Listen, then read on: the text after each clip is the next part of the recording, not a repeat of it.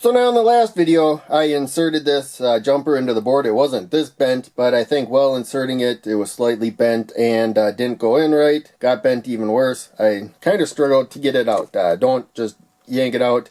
Kind of wiggle it till it works its way out. So I'm going to show you in this video how I straighten them. So I do this quite a bit, and so you want to get it where you got the bend across both sides there, and you just squeeze. So I was trying to look at it in person and also on camera. So this was a lot slower than it would in real life. There we go. Finally, I got it. So yeah, that's just the basic way there. Just keep trying to find when it is crooked between there.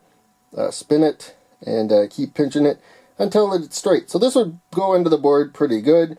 It helped to put it at an angle. You can just keep working on it until it is straight. So that's going to go in pretty easy right there. So these aren't pointed at the end.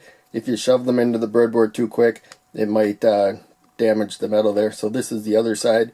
And again, so I thought this one, it also looks a little bit crooked. Not terribly bad. So I'm going to straighten that a little bit right there. So that's about all there is to straightening them. So I've used probably these particular jumpers probably well over 1,000 times, and they've got bent from time to time. I straighten them. All the jumpers that I use sooner or later get bent a bit.